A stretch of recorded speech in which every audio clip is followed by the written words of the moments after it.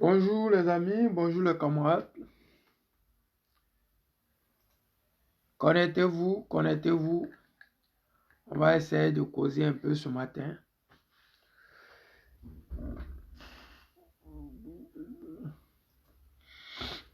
On va essayer de parler un peu de notre pays, de la Côte d'Ivoire et de l'échec d'Alassane Draman Ouattara.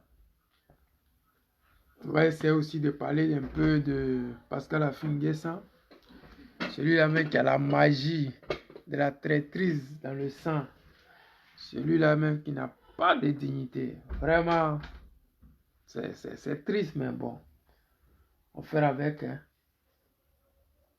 Connectez-vous, donnez-moi juste une minute, le temps que je partage.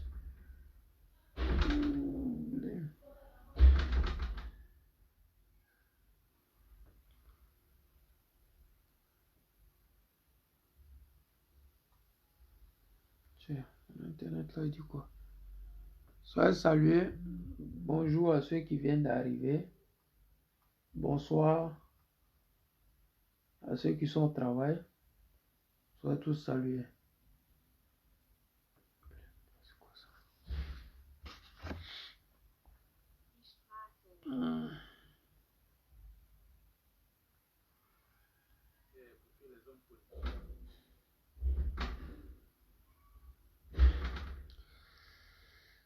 Bonjour, bonjour, bonjour, bonjour.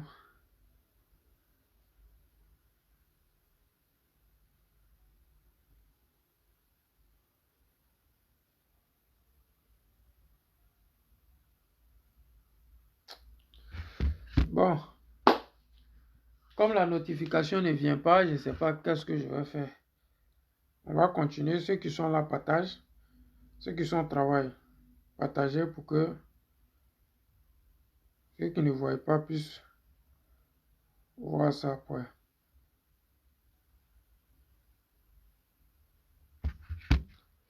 Salut, salut, salut. Moi, c'est le président Lota. Je m'invite cet après-midi chez vous à travers vos différents réseaux sociaux pour vous apporter ma contribution dans la lutte ivoirienne et particulièrement la lutte panafricaine qui a fait assez de morts, de déplacés, de guerres et de prisonniers politiques. À l'heure où je suis en train de vous parler, nous avons eu cette dame qu'on appelle Pichelik Balé qui est en prison. Nous avons aussi ce cyberactiviste qui était un ancien militaire qu'on appelle Peter 007 qui lui aussi est en prison.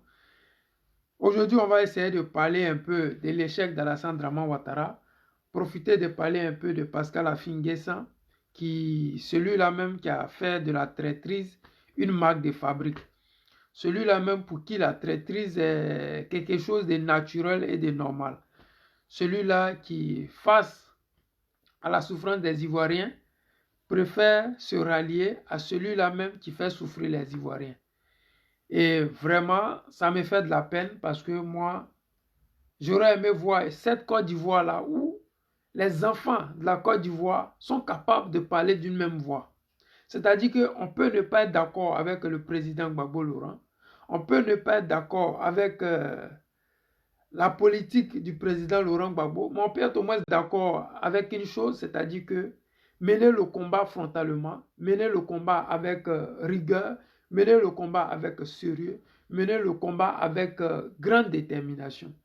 Ce n'est pas un combat où on va prendre les armes, ce n'est pas un combat où on va tuer, égorger les Ivoiriens comme l'a fait Alassane Draman Ouattara avant qu'il ne vienne au pouvoir. Mais c'est un combat des mots, c'est un combat de prise d'opposition, c'est un combat où les Ivoiriens sont là pour éveiller la conscience des Africains, où les Africains panafricains, ces Africains-là même, qui aiment la Côte d'Ivoire, qui aiment l'Africain et qui veulent voir notre nation, nos petits pays-là, sortir du sous-développement. Mais quand je vois Pascal Affi N'Guessan qui, aujourd'hui, est devenu quelqu'un qui n'a vraiment, je ne sais pas si on peut appeler ça, qui n'a plus de dignité ou qui ne sait pas c'est quoi la honte. Parce que moi, j'aurais aimé voir Affi N'Guessan au FPI, même s'il n'a pas de partisans, s'accrocher à son FPI, faire remonter ce FPI-là que le président Laurent Gbagbo a vidé, faire remonter ce FPI-là que les Ivoiriens ont déserté, dire aux Ivoiriens, voici ce que j'ai pour vous, voici ce que je veux faire pour vous, Voici pourquoi je n'étais pas d'accord avec le président Laurent Gbagbo. Voici pourquoi moi, Pascal Affi-N'Guessan, j'ai décidé de prendre le FPI, de garder le FPI et de faire du FPI un parti politique qui va émerger, je ne sais pas, à l'an 30 ou bien à l'an 50. Mais il faudrait que Affi-N'Guessan puisse avoir des objectifs. Ce sont ces objectifs-là qui vont faire de lui... Donnez-moi une minute.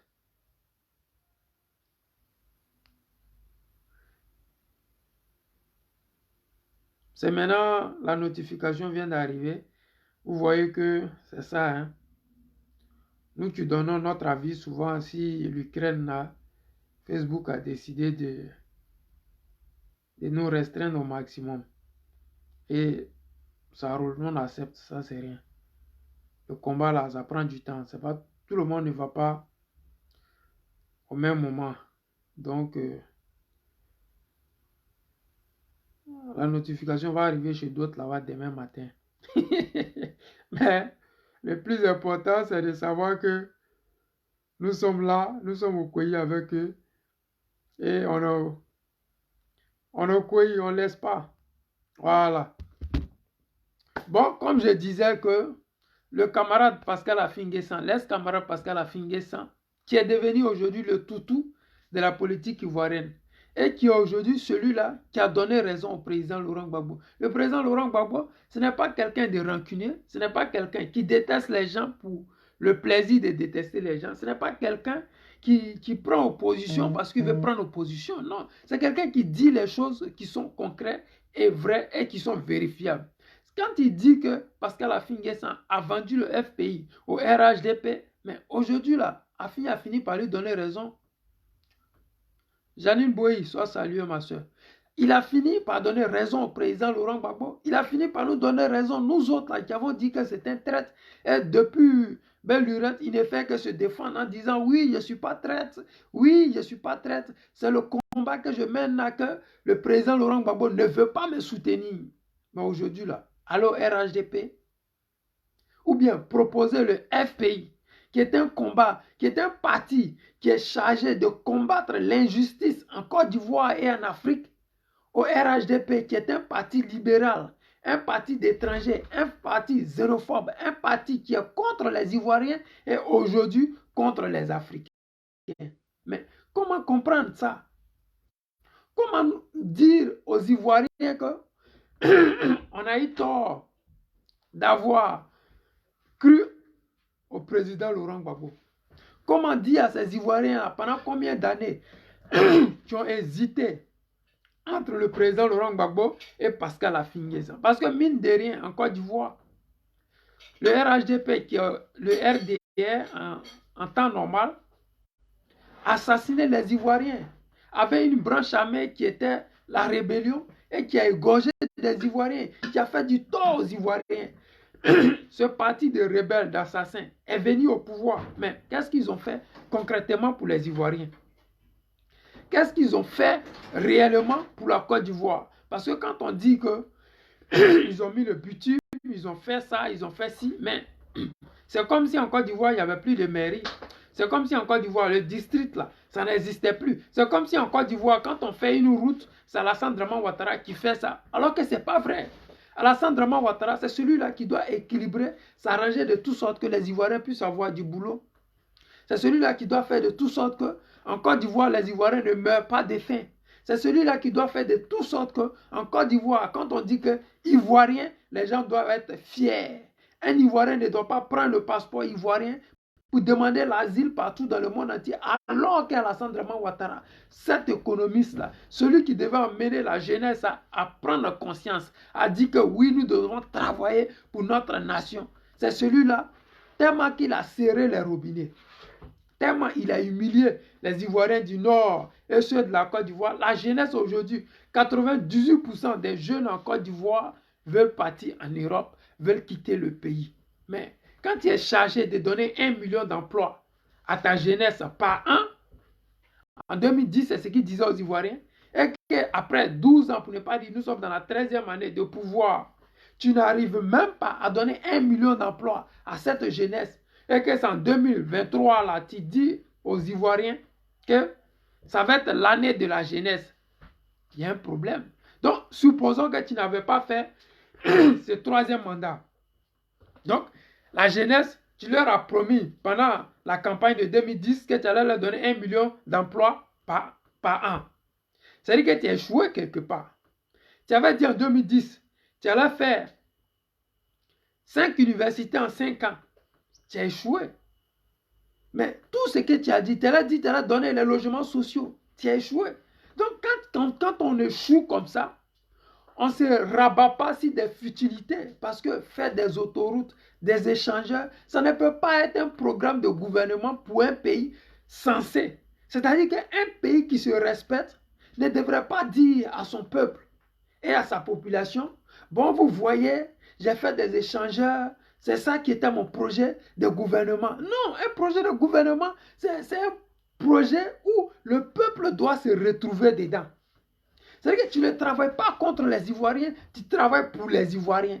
Et quand on dit au pouvoir qu'il n'y a pas de tentative de coup d'État, qu'il n'y a pas d'embargo, quand on est au pouvoir, qu'on n'a pas fait de gouvernement des Zaza, comme a été sous Gbagbo Laurent avec des rebelles dans le gouvernement, et que les ministres qu'on a choisis, on suppose que c'est des gens qui travaillent bien, on suppose que c'est des gens qui sont conscients et qui veulent faire émerger la Côte d'Ivoire. Donc ce gouvernement, ce sont des gens, ce sont des bosseurs, comme vous aimez vous appeler. Mais quand on prend des bosseurs pour travailler, on ne peut pas augmenter l'électricité en Côte d'Ivoire. Quand on prend des bosseurs pour travailler, on ne peut pas augmenter le carburant. Quand on prend des bosseurs pour travailler, on ne peut pas augmenter l'huile, le riz. Ça, c'est les premières nécessités. Mais quand tout ça a augmenté et qu'on se fait appeler bosseur, c'est qu'à quelque part, il y a problème. C'est qu'à quelque part, on ne dit pas la vérité aux gens. Mais quand tu t'appelles Pascal Affi-N'Guessan et que toi, là, tu as été à l'école du président Laurent Gbagbo, tu as côtoyé le président Laurent Gbagbo, et que toi, là, tu es celui-là même qui a été le premier ministre du président Laurent Gbagbo, et que tu n'es pas fichu, tu n'es pas capable de tenir bon. Parce que actuellement, c'est la basse saison pour les opposants qui sont opposés à la Draman Ouattara. C'est la basse saison. Parce que soit c'est la prison, soit tu fermes ta bouche. Et ça, il y a beaucoup d'opposants qui ont compris. Ils se sont rangés tranquillement. Simone a enlevé son pied dans la politique. Elle est politicienne de salon. Aujourd'hui, tu vois Charles Bleu Boudet, son seul problème, c'est Gbagbo Laurent. Tu vois les Mabri Touakes, ils sont rentrés au restaurant. C'est-à-dire que les gens ont pris position. Et dans leur position, nous autres là, on les comprend. Ce n'est pas parce qu'ils ne sont pas opposants, non. Mais c'est parce qu'ils ne peuvent pas s'opposer à la Draman Ouattara. C'est parce qu'ils veulent éviter la prison. C'est parce qu'ils savent qu'actuellement être opposant, c'est très risqué. Mais c'est là que tu devrais tirer ton épingle du jeu, toi Pascal Affi-N'Guessan. C'est en ce moment-là où c'est chaud là que tu devais tirer ton épingle du jeu. C'est là que tu devais démontrer aux Ivoiriens que toi, Pascal Affi-N'Guessan, tu n'es pas n'importe qui, tu es un opposant plein. Tu es celui-là qui avait dit aux Ivoiriens qu'Alassane Draman Ouattara ne pouvait pas faire un troisième mandat. Tu es celui-là qui devait résister. C'est-à-dire que même s'il pleut, qu'il neige, même si tu n'as plus rien à manger, même si tu n'as plus de partisans, mais le fait que tu aies un parti politique, le fait que tu aies les actifs de ces partis politiques, le fait que tu sois d'abord celui-là, d'après toi, qui s'est opposé au président Laurent Gbagbo, ça devrait être une marque de fabrique pour toi, Pascal Affi-N'Guessan. Les jeunes, dans 10 ans, vont dire oui, celui-là, il a tenu tête au grand Gbagbo Laurent. Celui-là, quand Alassane crachait le feu, il était opposant au président Gbagbo Laurent et en même temps opposant au dictateur Alassane Draman Ouattara. Mais aller vendre le FPI qui était chargé nous apporter le multipartisme et qui a réussi à nous apporter le multipartisme. C'est-à-dire que tu ne sais même pas quel instrument tu as dans ta main. Comme on le dit dans ce proverbe, on ne donne pas les choses saintes aux chiens. C'est-à-dire que toi, tu as appris une chose sainte. Comme tu es un chien, tu ne connais pas la valeur de la sainteté de la chose, tu en es pris pour faire du n'importe quoi. C'est-à-dire que tu as pris cet instrument qui était chargé, éclairer l'Afrique, parce que le FPI, après l'arrestation du président Laurent Gbagbo, était rentré dans l'histoire du continent africain.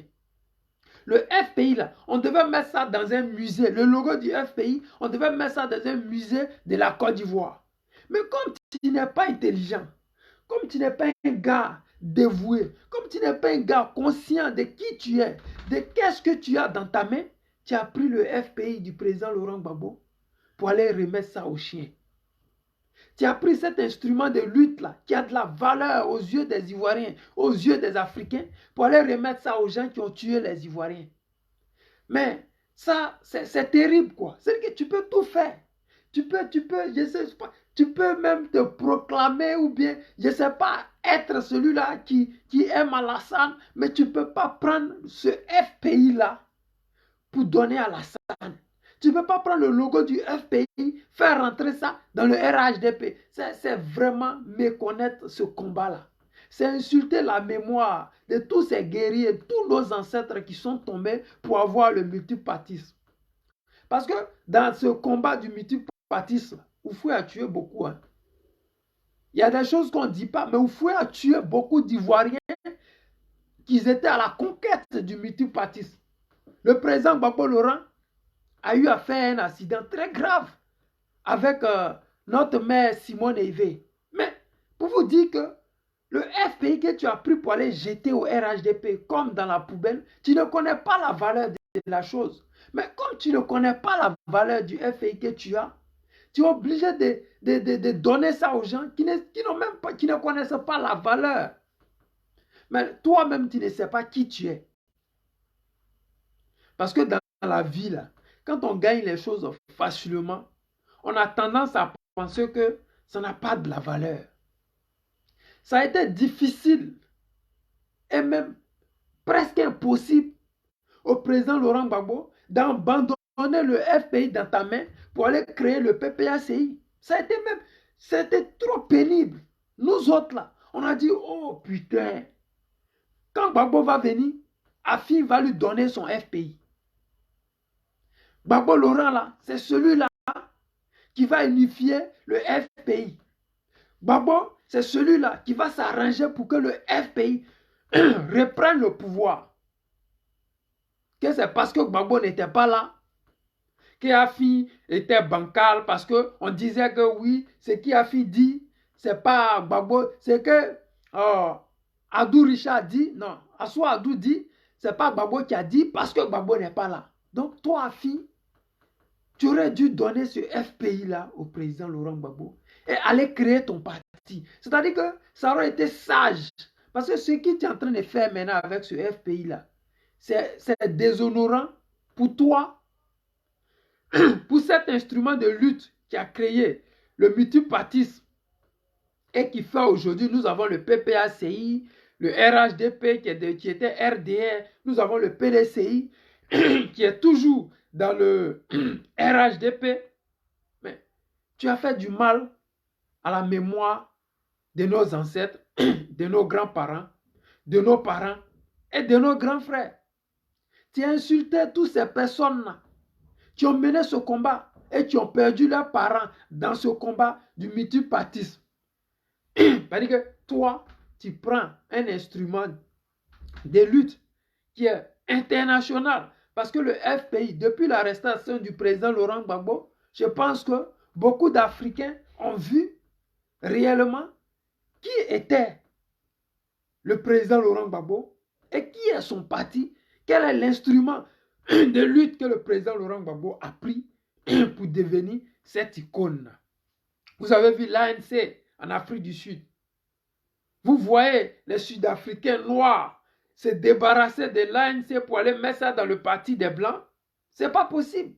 Quand on dit l'ANC aujourd'hui, automatiquement on passe en Nelson Mandela, même s'il est décédé depuis. C'est-à-dire que c'est ça qu'on devrait voir. Quand on dit FPI, ça devait sonner dans notre oreille comme Gbagbo Laurent et la lutte qu'il a menée avec ses camarades. Mais toi, comme tu es méchant, comme tu es un sorcier, comme tu es sans dignité, comme tu es un gars qui n'a pas de conviction politique, tu as arraché le FPI avec l'aide de Charles Bleu Goudé au président Gbagbo Laurent et tu allais donner ça au RHDP qui est un parti de rebelles, qui est un parti qui a à son actif actuellement 3000 morts, mais dont la communauté internationale n'a pas encore émis des mandats. C'est-à-dire que vous là, pour l'instant, vous n'êtes pas accusé de crimes parce que vous êtes au pouvoir. Mais le pouvoir, il n'est pas éternel. Le pouvoir va passer. C'est-à-dire qu'aujourd'hui, vous pouvez être des milliardaires, dire il y a 7 femmes qui ont été décédées, raconter vos conneries. Mais une chose est sûre, c'est que quand le pouvoir là, quand cette histoire-là va passer, vous allez rendre le compte des 3000 morts. Tout le monde ne va pas disparaître. Jamais. Il y aura toujours des gens qui vont vous juger. Donc quand toi, tu prends notre instrument de paix, de lutte, pour aller donner à Draman Ouattara, elle dit que tu nous as méprisés, ça c'est un. Mais la mémoire de ceux qui sont partis, tu as fait fi de ça. Aujourd'hui, tu es, oh, à finir ça, alors RHDP, ça fait le buzz. Ça ne fait pas le buzz. Pour moi, ça ne fait même pas le buzz. Au contraire, tu ne rends même pas service au RDR où tu es parti là. Tu ne leur rends pas service. Parce que quel est ton apport politique au RDR? Quel est ton apport politique? Toi, tu n'as pas de partisans. Donc quand tu vas au RHDP, au contraire, tu vas donner raison à quelques partisans qui te suivaient et qui disaient oui, c'est parce que Gbagbo n'a pas pu unir les gens autour de lui que Afin est resté seul. Donc il y a eu des gens avec toi. Mais le fait que tu partes déverser ces personnes-là dans le RHDP, mais un BT qui était avec toi, un Natier, un Ivoirien de souche qui lui était au FPI et qui était convaincu que c'est parce que le président Laurent Gbagbo n'a pas voulu, toi, partir au congrès avec toi pour prendre le parti. C'est pour cela qu'il allait créer un autre parti parce qu'il voulait la facilité. Parce que le président Laurent Gbagbo ne voulait pas la concurrence. Parce que le président Laurent Gbagbo, se sentant minoritaire au FPI, a refusé de partir au congrès avec toi. Mais sérieux, ces personnes-là, ils sont obligés aujourd'hui de faire marche arrière. Ces personnes-là, ils sont obligés de te tourner le dos. Ces personnes-là, ils sont obligés de se poser la question. Dans le caillou dont le président Laurent parlait là, c'était vrai. Dans l'enveloppe vide dont le président parlait, c'était une réalité. Parce que je ne vois pas le PPACI aller se déverser dans le PDCI. Ce n'est pas possible. Je ne vois pas le PDCI venir se déverser dans le PPACI. Ce n'est pas possible. Mais si toi, tu as réussi à faire ça, c'est parce que tu es conscient que tu n'as pas de valeur politique. Tu n'as pas de partisans. Parce que ta tournée là, ça a démontré. Parce que quand tu fais tes tournées là, on regarde les vidéos, on voit tes vidéos. Les Ivoiriens, l'engouement qu'ils ont pour le président Laurent Gbagbo, quand il se déplace, ce n'est pas la même engouement quand toi tu te déplaces. C'est pareil pour Charles Blé Goudé qui t'a aidé à arracher le FPI au président Laurent Gbagbo. Donc aujourd'hui là, vous êtes obligés de vous rallier. Mais est-ce qu'on se rallie à son violeur? Parce que je me rappelle, le président Gbagbo disait à l'époque, comment une femme peut être amoureuse de son violeur? Mais c'est ça, Pascal Afingé, ça. Tu es en train de dire que le FPI là, qui a combattu Houphouët-Boigny, qui a combattu la France-Afrique, peut rentrer dans la France-Afrique sans que ça ne dérange les Ivoiriens. Mais ce n'est pas possible. L'ANC ne peut pas être un parti de blancs. On ne peut pas mettre à la tête de l'ANC un blanc. C'est comme insulter la mémoire de Nelson Mandela. C'est comme insulter la mémoire de Willy Mandela. C'est comme insulter la mémoire de ces personnes-là qui ont été courageux et qui ont dit que nous allons mettre fin à l'apartheid. Aujourd'hui, quand tu prends cet instrument qui est le FPI, aller faire rentrer dans le RHDP ou aller donner à la France-Afrique, mais il y a problème. Parce qu'on ne peut pas du social et puis rentrer au libéral. C'est-à-dire que là où tout est permis, tous les coups foirés sont permis, là où on donne les contrats à les cousins, les tantes, les neveux, on ne tient pas contre du pauvre, on ne tient pas contre du plus méritant, on s'en fout de savoir qui est là, qui n'est pas là. Mais c'est dommage parce que ce que tu es en train de faire là, Ça, tes enfants, tu fais. Peut-être aujourd'hui, tes enfants seront bien lotis. Ils seront millionnaires. Ils seront riches. Ils seront, je ne sais pas. Demain, peut-être, ils pourront être des députés parce qu'il y a déjà l'argent qui va les financer. Mais est-ce que tu es sûr qu'actuellement, là, ça va les avantager? Est-ce que là où je suis en train de vous parler, là, le FPI que tu as pris pour aller donner aux rebelles, tu as égorgé nos parents, est-ce que ça va apporter un apport ou bien ça va apporter l'engouement de la population ivoirienne sur ta personne pour te voter? Parce que le Djoula, le RHDP Djoula, ne va pas te voter toi parce qu'elle a fait une guerre, parce que tu es parti au RHDP. Ils sont gamés Ouattara. Donc 2025 là, je ne vois pas les RDR venir toi là, te voter. C'est pas possible. Tu connais les gens là, les gammes, tu connais. Ça va pas être rentré là-bas qu'ils vont te voter. On a vu ici dans les élections qui se sont déroulées là. Entre eux là, ils se sont mangés. Eux là, ils ne connaissent pas que tu avais eux. Tu peux être au RHDP. Regardez Zoro Bibalo. Conseil régional. Ils l'ont enlevé pour mettre un Djoula à sa place. Même au parti là-bas, tu peux être du parti, mais tant que tu n'es pas Djoula, on va toujours te mettre de côté pour prendre un Djoula. C'est-à-dire que là même où tu es là, conseil régional où tu veux aller là, à cause de ça, tu es parti donner notre FPI. Le FPI des Ivoiriens à Alassane Draman Ouattara. Mais il se peut qu'on te dise que bon, on va te nommer ministre, mais il faudra que le conseil régional là, tu donnes ça à un Djoula. Parce qu'au RDR, si tu n'es pas Djoula, tu ne peux pas être leader. Si tu n'es pas Djoula, tu ne peux pas être à la tête de quoi que ce soit. Il faut que tu sois Djoula pour que les gens puissent te donner un poste. Mais si tu n'es pas Djoula, tu es chargé d'être celui-là qui est le repéro des Djoula. Sinon, Zorobi Balo, dans la Maraoué, c'est un gourou. En temps normal, la Maraoué, là, ils votent leur fils qui est ministre auprès d'Alassane Ouattara. Leur fils qui est au RDR. Leur fils qui est dans le RHDP. Mais comment comprendre qu'on enlève quelqu'un au nord là-bas et on dit à Zorobi Balo, bon, il faut libérer la place à celui-là, à ce connaît. Mais c'est humiliant. Mais c'est ça la méthode du RHDP. Si tu n'es pas Djoula, tu es celui-là qui est le suppôt des Djoula. Les candidats Camara, là, c'est des ministres pleins. Mais les Zorobi Balo qui ont signé certificat de nationalité d'Alassane Draman Ouattara, c'est des ministres délégués. C'est-à-dire que ce n'est pas des ministres pleins. C'est des ministres à côté Yao. Donc toi, Afin, tu es parti avec notre instrument de paix, notre instrument de libération. C'est ce FPI qu'on devrait mettre dans un musée pour que ça nous glorifie. Pour que ça glorifie le combat de nos parents, de nos ancêtres, de nos grands frères.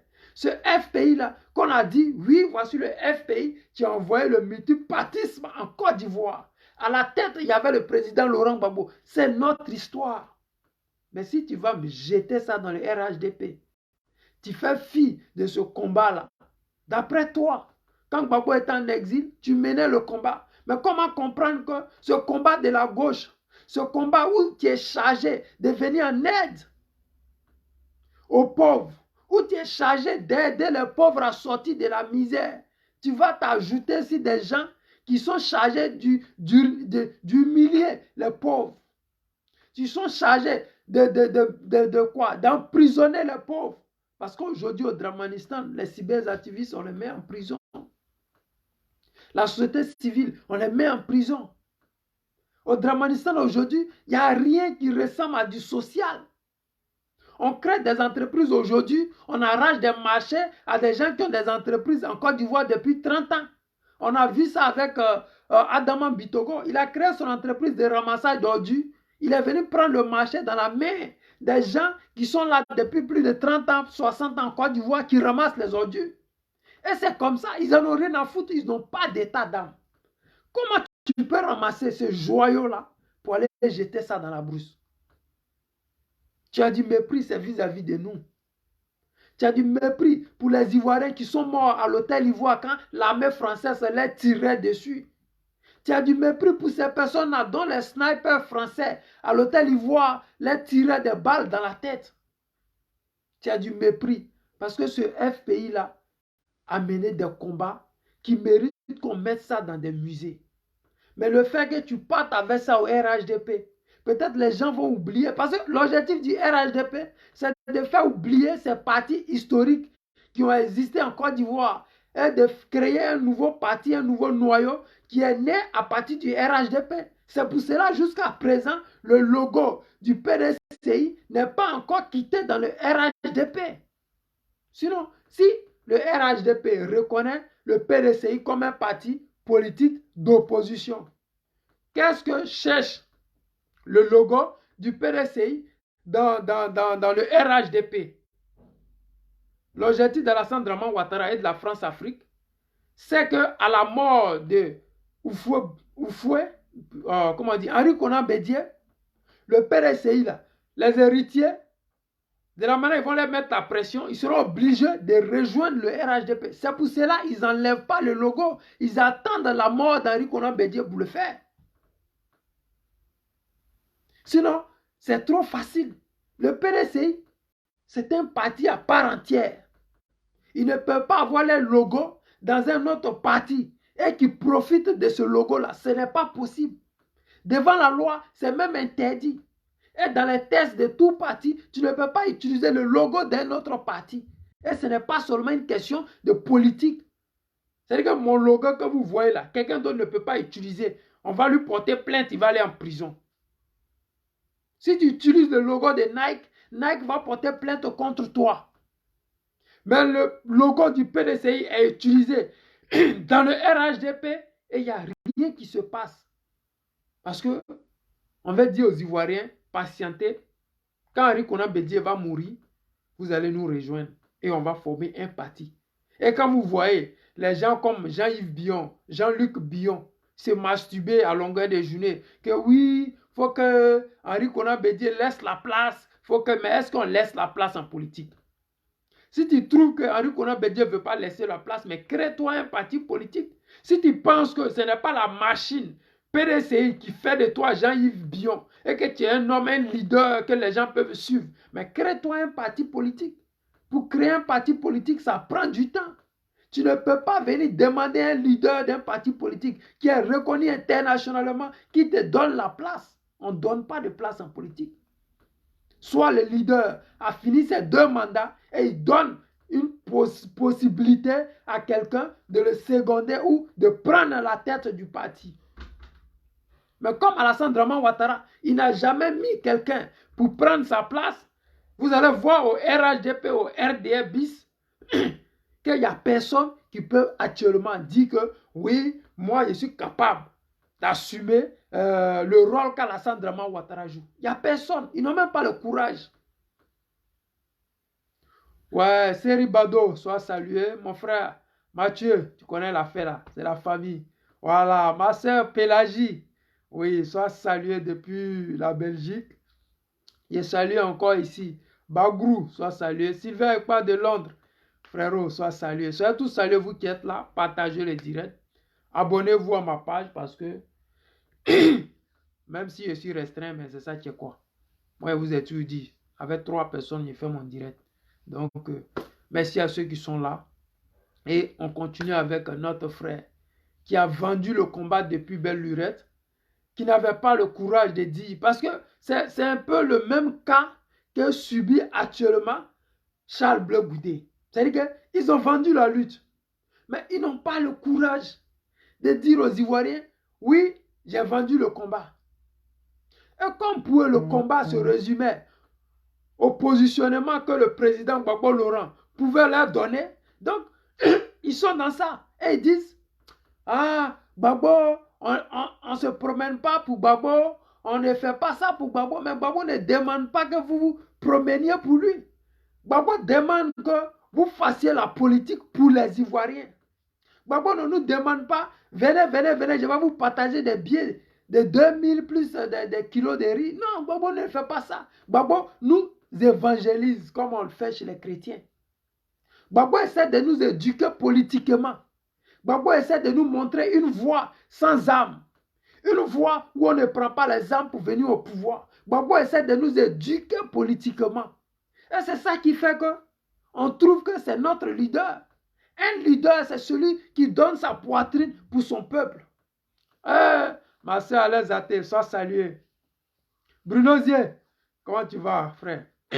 C'est-à-dire que le président Gbagbo Laurent, il n'est pas celui-là qui attise la haine parce que les gens ont tendance à vouloir transformer l'histoire de la Côte d'Ivoire. Ils ont tendance à toujours vouloir mentir aux Ivoiriens parce que c'est ça. Si tu veux que ça marche, il faut mentir au maximum aux Ivoiriens.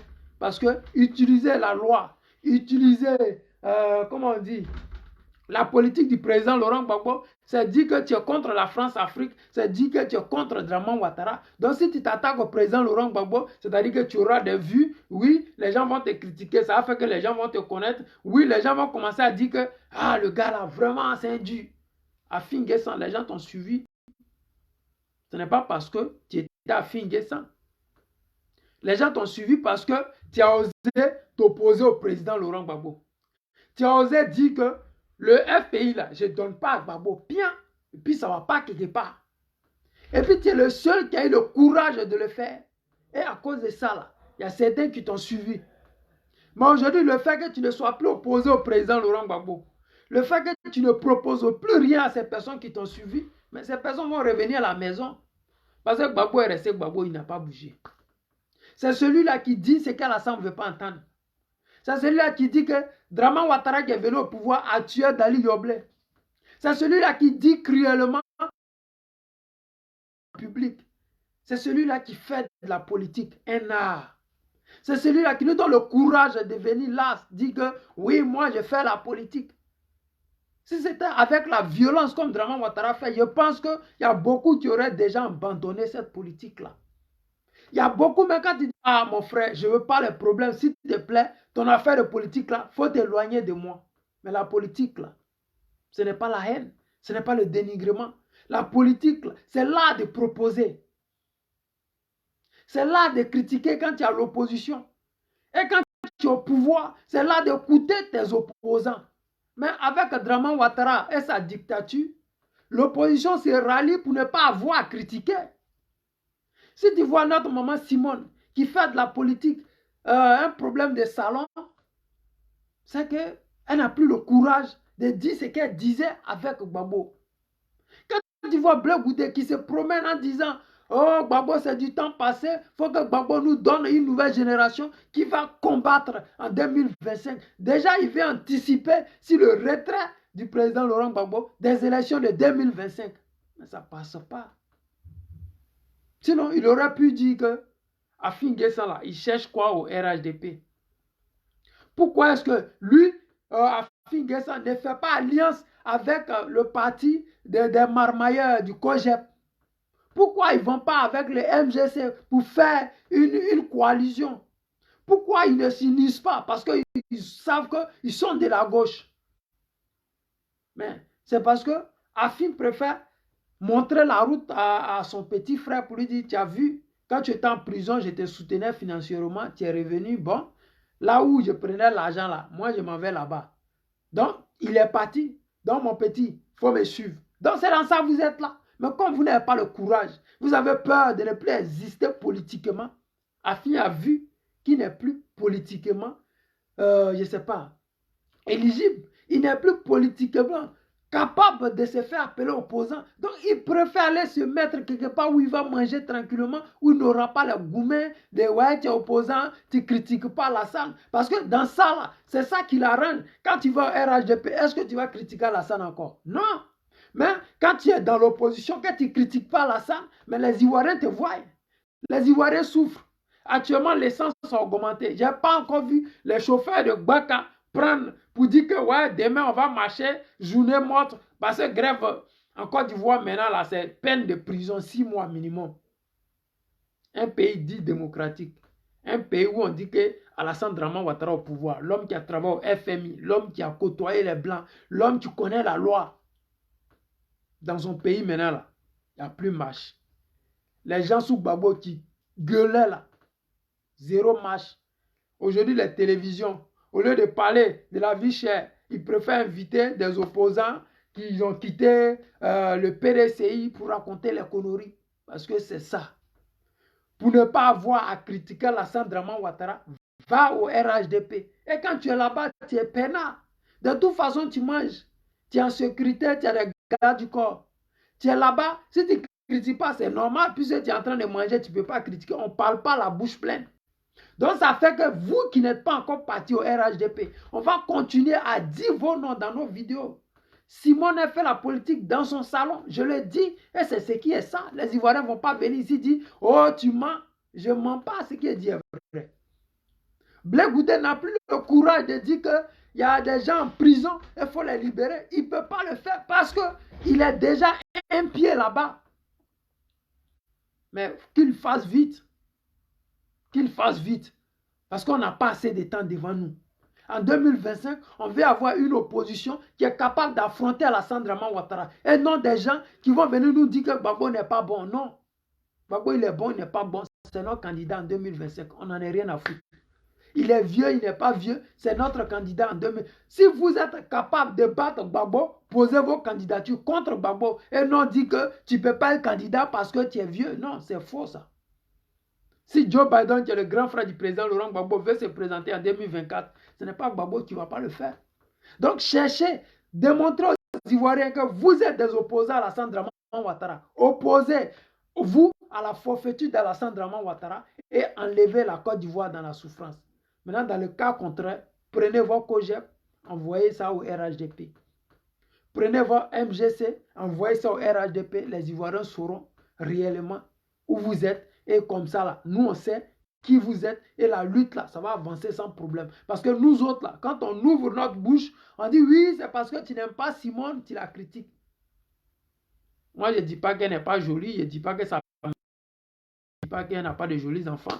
Je ne m'occupe pas de sa vie. Je parle en tant que femme politique. Je la critique en tant qu'opposition. Je la critique comme une opposante. Moi, je ne suis pas en train de me prendre ciel. Charles Blé Goudé, je ne connais même pas sa femme, je n'ai jamais parlé de sa femme. On ne peut pas se méprendre ou mentir aux Ivoiriens en disant aux Ivoiriens, oui, vous-même, vous voyez actuellement là, vraiment Simone en train de travailler. Ce n'est pas moi qui vais vous dire ça. Vous voyez les réseaux sociaux. Vous voyez le travail que abat le président Laurent Gbagbo et le PPA c'est sur le terrain. On ne peut pas dire qu'ils ne font rien. Ils font ce qu'un opposant doit faire. Donc vous qui êtes encore en train de mentir aux Ivoiriens, vous qui êtes en train de vouloir faire passer le président Laurent Gbagbo pour quelqu'un qui ment, pour quelqu'un qui n'aime pas l'opposition, vous-même vous avez vu. Quand Afin Guessan prend notre PPS, notre FPI pour aller donner à Alassane Draman Ouattara, vous devez comprendre que il y a longtemps, le guide a compris. Parce que c'est lui qui dit, et puis ça se réalise 10 ans après. Les Soul là, il leur avait dit à l'époque, votre mentor Soro Guillaume, aujourd'hui, il est Soro Guillaume parce qu'il a les armes. Demain, quand il n'aura plus les armes, il doit craindre pour sa vie et pour ses actifs. Soro Guillaume, aujourd'hui, dites-moi, ces actifs qui sont à Abidjan là, est-ce que Alassane Draman Ouattara n'a pas mis bras dessus? On a montré tout dernièrement sa résidence à Makori. Les vagabonds, les voleurs sont rentrés, ils ont tout. Soro Guillaume aujourd'hui, où il est? Il est en train de se cacher matin, midi, soir. Mais Gbagbo a dit ça il y a au moins 10 ans en arrière, 20 ans en arrière. Les Soul qui avaient les cercueils du président, cercueils où ils avaient écrit Gbagbo dedans, c'est Gbagbo qui est ici. Il est où aujourd'hui? Il est où? Il est là. Vous venez après et vous vous rendez compte que, ouais, le Woody avait parlé. Nathalie Liadé, sois saluée ma soeur. Roger Gouelé, sois salué.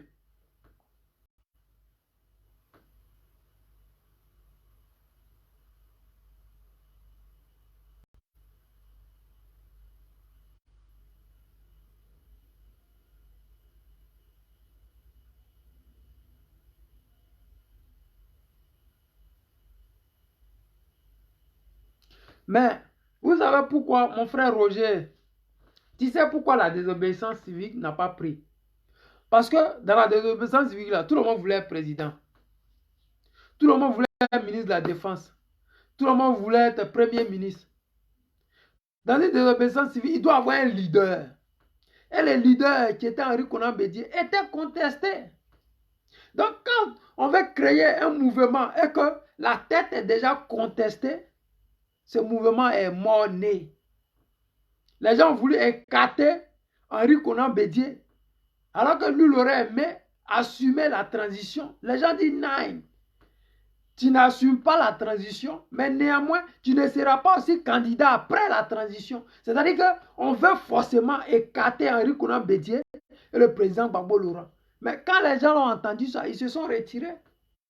Vous avez vu Louis Bion, Jean-Luc Bion, quand ils ont encerclé la résidence d'Henri Konan Bédié, mais il n'est jamais allé là-bas. La désobéissance civique, là, c'était un montage. C'est un truc que c'est les Ivoiriens qui ont payé le pot cassé de ça. Et c'est dommage.